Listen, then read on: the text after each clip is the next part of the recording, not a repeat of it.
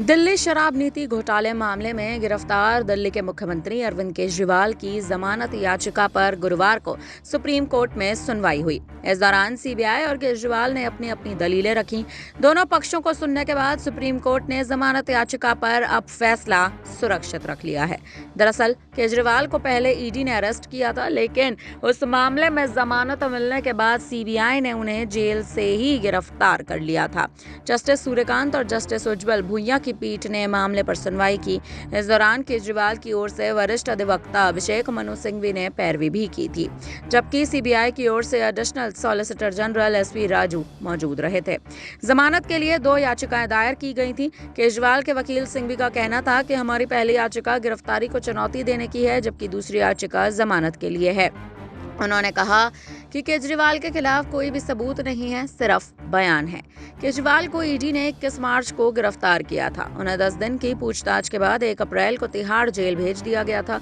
लोकसभा चुनाव में प्रचार के लिए 21 दिनों के लिए 10 मई को रिहा किया गया था।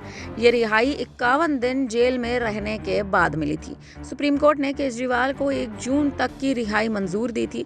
इसके बाद 2 जून को केजरीवाल ने तिहाड़ जेल में सरेंडर कर दिया था। ऐसे में आज यानी 5 सितंबर को केजरीवाल की रिहाई अगर होती तो फिर जेल के गए कुल अरविंद केजरीवाल को 170 दिन हो जाते, और अगर 21 दिन की रिहाई को कम कर दिया जाए तो केजरीवाल कुल 148 दिनों से जेल में बंद माने जा रहे हैं।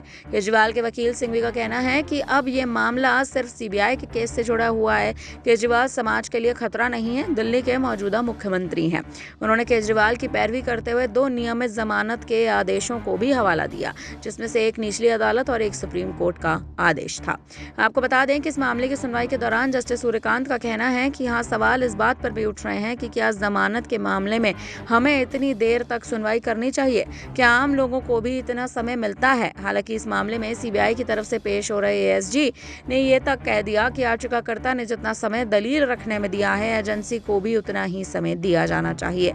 आपको बता दें कि सीबीआई ने कोर्ट में कहा कि इस मामले में अरविंद ने जमानत याचिका निचली अदालत में दाखिल न करके सीधे हाईकोर्ट में दाखिल की थी। गिरफ्तारी और जमानत के फैसले एक साथ सुनाए गए। हाईकोर्ट पर बहुत ज्यादा बोझ माना जा रहा है। जब ऐसे मामले आते हैं तो उनका पूरा बोर्ड अव्यवस्थित हो जाता है। मामले की सुनवाई छुट्टी के दिन हुई, क्योंकि यह एक विशेष अधिकार प्राप्त व्यक्ति है। देखा जाए तो अरविंद केजरीवाल की रिहाई होना कहीं ना कहीं दिल्ली के लिए बेहद जरूरी माना जा रहा है। दिल्ली में 2025 में चुनाव है। चुनाव से पहले केजरीवाल की रिहाई दिल्ली में विधानसभा चुनाव के लिए नए रास्ते पार्टी के लिए खोलती नजर आएगी।